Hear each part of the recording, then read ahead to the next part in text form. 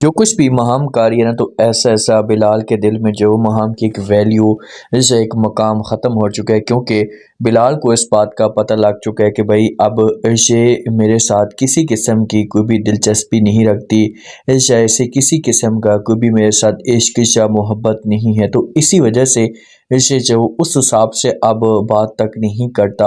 مہام کے ساتھ، یا مہام کے اوپر یقین بھی نہیں کر رہا۔ لیکن جو مہام ہے نا، یہ بلال کو سمجھانے کی کوشش کرتی ہے، اس کو یقین دلاتی ہے کہ پلیز آپ میری بات سنیں، میرے اوپر یقین کریں، میں آپ کو جو وہ ہر لحاظ سے جو وہ یقین دلا رہی ہوں۔ اب جو کچھ بھی مہام کے بیٹے نے کیا ہے نا، تو اس کے بعد بہت زیادہ غصہ تو آتا ہے دنیال کی بیگم کو، رمشا کو، لیکن وہ اپنے آپ کو ایڈجسٹ کرتی، کیونکہ بیچ میں جو دنیال آ جاتا ہے اور یہ ماحول کو ٹھنڈا کر لیتا ہے۔ بلال کے پاس جاتی ہے مہام، جا کر بات کرتی ہے اور کہتی ہے کہ دنیال کی چلاکی کی وجہ سے سارے معاملات ٹھیک ہو گئے، اگر دنیال جو ہے نا بیچ میں نہ آتا نا، تو معاملات کافی حد تک خراب ہو سکتے تھے، اس سے ایک طوفان گھر میں کھڑا ہو سکتا تھا۔ تو یہ باتیں بلال جب سنتا ہے تو یہ مہام کو جواب دیتا ہے، مہام کو کہتا ہے کہ وہ سب کچھ ٹھیک ہے، لیکن پھر بھی مجھے یقین نہیں آ رہا، کیونکہ یہ بزنس کے حساب سے بھی دھوکہ ان کے ساتھ چل رہا ہوتا ہے، لیکن دنیال جو ہوتا ہے اسے اپنے آپ کے اوپر کنٹرول کرتا ہے، سارے معاملات کو خود ہینڈل کرتا ہے، تو پھر اس کے سامنے جو ساری کی ساری اصلیت کھل کر آ جاتی ہے۔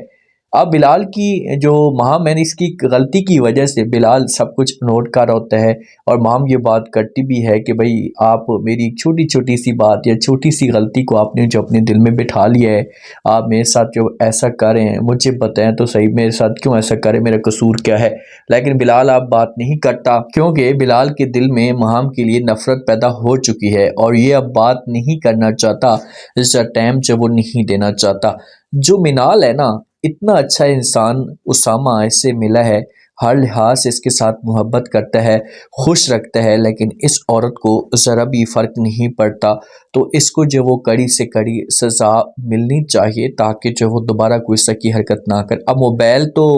اس کو ملا ہوا ہوتا ہے، لیکن یہ چوری چپکے سے جب اسے موقع ملتا ہے تو ایک سائڈ پہ جو وہ ہو کر چوری چپکے سے بات کرنا شروع کر دیتی ہے۔ اسے سمیر کو کال کرتی ہے، ایک سائڈ پہ چھپ کر سمیر کے ساتھ بات کر رہی ہوتی ہے، سمیر کو کہتی کہ سمیر میں اتنی مشکل یہاں پر جھیلتی ہوں، کبھی بھی مجھے جو اتنے آسانی کے ساتھ ٹائم نہیں ملتا، میں جو مشکل سے موبائل اٹھاتی ہوں، آپ کے ساتھ بات کرتی ہوں، آپ کو ابھی بھی جو یقین چاہیے، کیونکہ جو سمیر ہوتا ہے نا، یہ منال کو کہتا ہے کہ بھئی مجھے آپ کے اوپر یقین نہیں آ رہا، آپ میرے ساتھ دھوکہ کر سکتی تو فراڈ کر سکتی، اسی وجہ سے مام جو ہوتی ہے نا، یہ منال جو ہوتی ہے اسے کہتی کہ بھئی آپ کو جیسا بھی یقین چاہیے، میں آپ کو جو یقین دینے کے لیے تیار ہوں، لیکن پلیز آپ میرے ساتھ تو دیں۔ جب ڈسکس تیاری ہوتی ہے تو اسامہ جو ہوتے ہیں نا، یہ باتیں سن لیتے ہیں۔ اب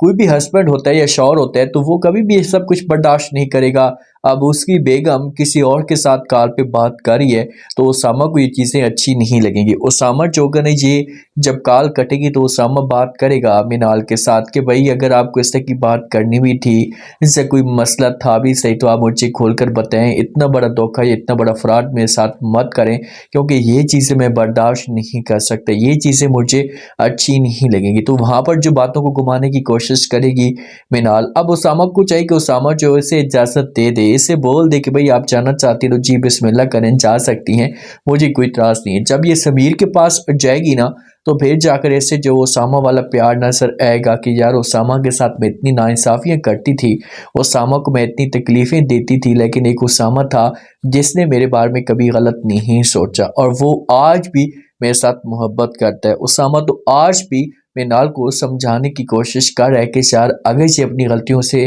سدھر جاتی ہے، ٹھیک ہو جاتی ہے، تو مجھے جو ہے وہ کوئی بھی اعتراض نہیں ہوگا، میں اس کے ساتھ اپنے آپ کو جو ہے وہ ایڈجسٹ کر لوں گا۔